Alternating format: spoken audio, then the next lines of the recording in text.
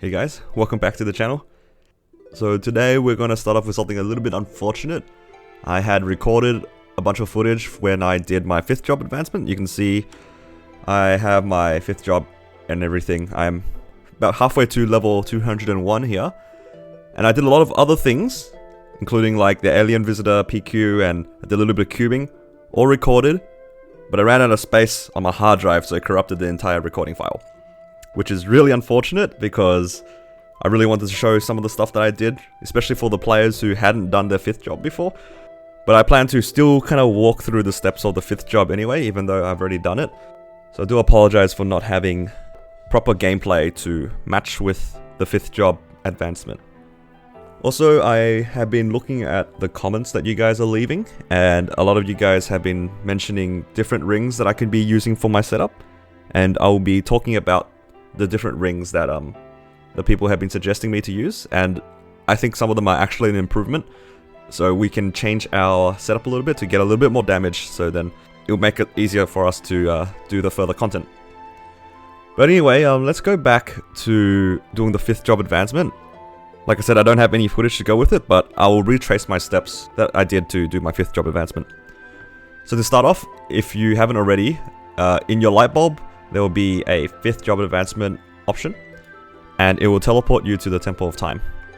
At the Temple of Time, you'll be able to talk to the Memory Keeper, and he'll tell you to get 3 different stones from the 3, I guess, gods or goddesses in Maplestory.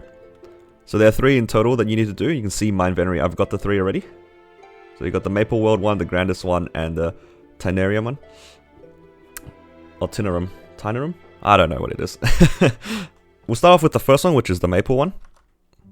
For the Maple one, you just need to be in Hennessy's and go to the Archer place where Athena is. And inside there will be a Horizon portal. All you gotta do is go up in the portal. I'm not sure if I can do it now that I've... oh, I can do it. You go in the portal and you'll go to the Maple Goddess and she'll just give you the stone. This is the easiest one, and yeah, nothing complicated about this one. Nice and easy. For the grandest one, you'll need to go to Pantheon.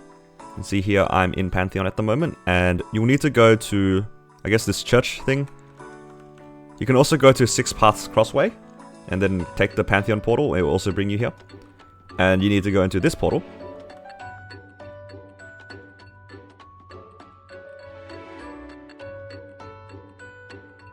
And once you talk to the Goddess of Grandis, she'll tell you to kill Magnus. So you just need to be able to clear Easy Magnus, or any of them.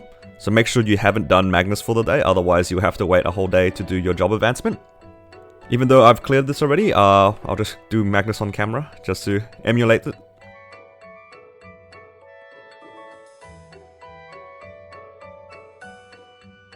See if we get the medal. Nope. Unlucky. So after you clear Magnus, you just need to go back to the Goddess, and she will give you another stone. For the 3rd stone, you'll need to go to Dark World Tree. You can see I'm at the deserted camp, so it's at the bottom of the Dark World Tree. And the portal is just slightly to the right here. After you go inside and talk to the Goddess, she'll tell you that you have to do a test, and you have to teleport to one of the 3 branches at the top of the tree. So you see in the world map, it will be on either of these 3 branches at the top. So if you are in non-reboot, it can be difficult because the mobs all the way up are quite strong for the level. So you can die along the way. And basically, you will need to spot this blue portal on one of those 3 maps. So what I like to do is, I like to just teleport in and then rush to the top of the map and see if I can find it before I die. There are some mobs there that stop you from healing, so it can be quite difficult for the early level characters. But if you're a fresh level 200, it won't matter that much because you won't have any EXP to lose anyway. So even if you do die, you can keep trying to get to the top. And once you find the portal at the top, you can go inside that one. Much like how you go into all the other portals, just pressing up in it. So don't get baited into trying to click it. It won't do anything if you click it. And then you can talk to the Goddess there and get your 3rd stone. Once you get your 3rd stone, you'll be able to talk to the Memory Keeper again, and you'll get 2 things. The first thing is, of course, your 5th job skills. So you can see here I have in my V matrix my 3 new 5th job skills that they've given me. They also give you 5 extra node stones, so you can see here that I've got 5 extra nodes. We'll go through this later on because you can't really do much with this in the early stages of the game. Or rather, the early stages of level 200. Another thing that you'll be able to do after hitting level 200 is getting access to the Arcane River. So after you finish talking to the Memory Keeper, he'll prompt you to go to one of the doors in the Temple of Time, and you'll be able to access a place called Vanishing Journey. So if this is your first level 200, welcome to the beginning of Daily Story. You're going to spend a lot of time here in Vanishing Journey, especially if you're taking it as slow as I am for this character. And for the most part, there's a bunch of quests that you'll have to do. You will have to kill a bunch of Erders. So the first quest is actually quite tough because it requires you to kill 10 Erders and you will do like 1% or something of your full damage on these Erders. And they will do a lot of damage back to you. I've already done the quest so I can actually do decent damage to them. But these Erders are still pretty strong, even for me. So what I recommend doing is, if you're having trouble with this section to kill the first 10 Erders, you can go into town and ask people if they are willing to help you. Usually people are pretty willing because they all know that the first part is a bit of a struggle. Otherwise, you can do it yourself if you guys have similar stats to me as how I've done my progression in terms of my gear and my potential. You should be able to do it yourself. It will take a little bit of time, and just do be careful because you can die here. After you guys finish the first quest, the Memory Keeper will give you something called an Arcane Symbol, which is this little stone here. And the Arcane Symbol gives you something called Arcane Force. It's kind of like the new Star Force for these newer maps. If you open your world map, you can see that individual spots that have mobs have their own required Arcane Force. So you can see for these ones, they need 60. These ones require 40. And these ones require 30.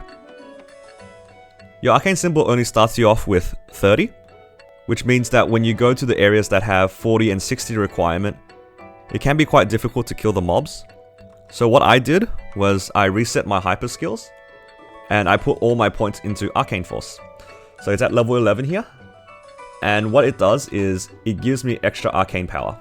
So I'm at 90 arcane power at the moment, which will allow me to go through all of Vanishing Journey really comfortably. Now the reason why I went to 90 arcane power is because if you are 1.5 times the requirement for the arcane power of the map, you'll be able to go to any of these maps and do more damage and also only take 1 damage. So let's go to a random map and see what happens. Let's just go back to the one I was just in. If I walk into these guys, you can see I am only taking 1 damage. And also, I'll be doing extra damage to these guys as well. It's hard to see without the comparison before and after, but for the most part, you'll be able to do more damage as well. And this will help a lot for the pre-quest for Vanishing Journey, because the Arcane Symbol that you have to start off is a fake one that's given to you by a quest, and once you finish the entire quest line, which I haven't done yet, you'll be able to get a real one and then start your journey from there. Once you start going through Vanishing Journey and pretty much any content, make sure you use your stones. You can see here I have my Arcane Stone meter, and what this does is once you fill up the meter, and you fill it up by just getting EXP from killing stuff, it will convert itself into a EXP potion, which will give you a nice amount of EXP, and you get 3 of them. This lets you get through the first half of level 200 to 205 quite nicely, because it's just a nice amount of EXP boost every once in a while. Another thing that I unfortunately lost footage of is myself going through the alien PQ. So the way that it works is if you go to the dimensional mirror or your light bulb for the first time, there'll be a level 200 quest that will get you to the alien PQ. And the goal of the alien visitor PQ is for us to obtain some of these fragment pieces. You can see these are the possible 5 accessories that you can get, and the helmet. And the goal for us is to get 2 of these pendants and 1 earring. It's a really straightforward PQ where you just need to go through and kill a bunch of monsters. Every 3rd and 5th stage, a boss will spawn, and when you kill the boss, he has a chance of dropping alien gear.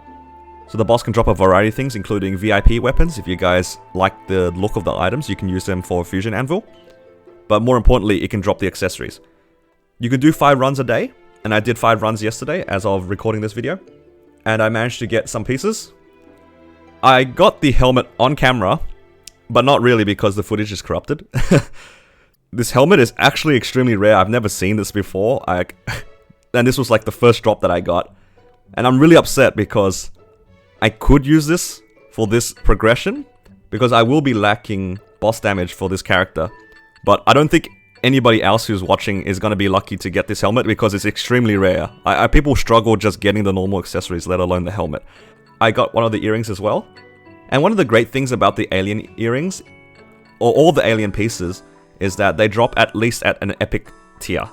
You can see this one actually dropped at a unique tier, which was really nice. And I revealed it just to see what it was. If it happened to be 3 lines of strength, it would be nice to show off. But regardless, they are very valuable. So what I'm going to do is I'm going to be running this every day and just keep collecting as many alien fragments as I can, and then picking the ones with the best flames. These flames are usually pretty bad, so I'm not expecting much. And I'm probably just going to stop once I get all the pieces I need, and I won't be doing more than I need to try to reroll the flames. It's just too much effort. So another piece of video that was also unfortunately missed was me cubing. So I did a little bit of cubing on camera. Unfortunately, you guys don't get to see this happen live and my reaction to it. But I did have one face accessory that was unique in the previous episode, which was only 6% strength. So if you remember, a unique item can go up to 9%, and it was only 6, so I wanted to re-roll into 9. I rolled it twice with the red cube, and it did up to legendary. Very, very lucky. It costs usually 500 to 600 mil to tier up from unique to legendary using black or red cubes. And I guess because I didn't tier anything from epic to unique on camera, it gave me the chance of tiering it to legendary on camera, but not really on camera because I'm an idiot and I ran out of memory on my hard drive. So that's quite unfortunate. I rolled it into 1 line of strength, and this piece of gear is basically done for quite a while. I can re-roll this for 2 lines of strength later on, but for now, I'm really happy that it got to legendary in the first place. But yeah, to compensate for all this missing footage, I do have a piece of equipment that I can cube as some form of compensation. So I still have some spare cubes from my previous video, so let's use this. I almost accidentally re-rolled this. So you can see this one's actually fine to keep because the all stat line and the strength line adds up to 6. So this is effectively 6% strength, but it also comes with a little bit of extra dex, so I can happily keep this one. What I'm going to be doing before the next video is I'm going to finish the Vanishing Journey pre-quest so then I can get my Arcane symbol. I'm also going to be doing the Alien PQ in the background every day so that I can get my Alien accessories. Now that we're 5th job, we can actually do a lot of the different bosses. I think most classes at 5th job should be strong enough to do Hard Von Leon and Chaos Horntail quite comfortably. If you look at my stats, you can see it's roughly 300k. And at 300k, you can definitely do Chaos Horntail and Hard Von Leon. And the reason I want to do Hard Von Leon is because somebody in the comments mentioned that if you kill Hard Von Leon 10 times, you'll be able to get his ring, which is the Noble Ifer ring. It can be potentialed as well, so we can actually replace this Platinum Cross ring. Another ring that one of my viewers suggested using was the Yew Garden ring. So if you talk to the other merchant, there's a chance that they sell the Golden Flower ring. You can see this one is not that bad either. It can be potentialed and it can be Star Forced up, which is nice.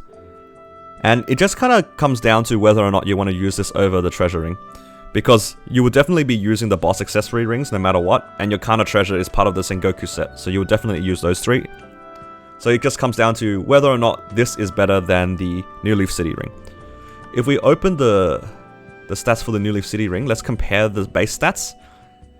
So this ring has 3 all stats and 3 attack. And this one has 7 all stats, 1 attack. And if we compare the scores the same way we compare flame scores, for example, this is worth 7 plus 4, which is a flame score of 11. Whereas this ring is worth 12 plus 3, which is 15. So the Treasure Hunter ring is actually just slightly better than the Yew Garden ring. And also you don't need to spend your Yew Garden coins to buy this ring. So it's not a bad choice, to be honest. If you're not strong enough to do Hard Von Leon, or you don't want to do Hard Von Leon and do the pre-quest if you haven't already, this is a viable option for you guys. Definitely not a bad idea. So shout out to my comment section for letting me know about this ring. I almost forgot one of the most important parts of the game, actually this entire series.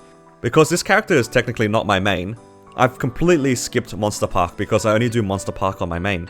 But I actually miss out on things that I need from Monster Park for not doing it. There's a few things that we actually need later down the track. The first thing is actually really important, and we should be using this for our alien PQ, is this greed pendant. If you read it, it says increases equipment drop rate by 20% when equipped. So I actually should be using this for my alien PQs to increase the chances of me getting the accessories. Another thing that we should have been using this entire time are these pots. So the red pot and the blue pot increases your attack and magic attack respectively. So when we are doing CRA, we'll definitely be using these potions to increase our damage. The green potion increases our attack speed, so it's like a booster on top of our attack booster, and that will increase our damage overall as well. And considering how easy it is to get Monster Park coins, we should have been using this the entire time. So I do apologize, I forgot completely about Monster Park on this character. So I'm actually starting to do Monster Park. You can see I've got about 100 coins at this point. So I'm doing it to get the greed pendant on this character because I can't transfer it between my characters. But I will be taking potions from my main to put it on this character to emulate myself doing Monster Park. Because I don't want to do Monster Park on this character to further progress my Monster Park medal on my main. But if this character is your main, do Monster Park every day so then you can get the coins and also complete the runs for the medal. And just before we end this video, I wanted to address a few comments. The first comment is somebody asked how I was making my money. I mentioned that my form of making money is going to be from whatever I pick up and from Maple Tour. You can go in and then do your Maple Tour. So I don't do this on this character because I do it on my main. And I just take out the money that my main makes from Maple Tour and puts it on this account.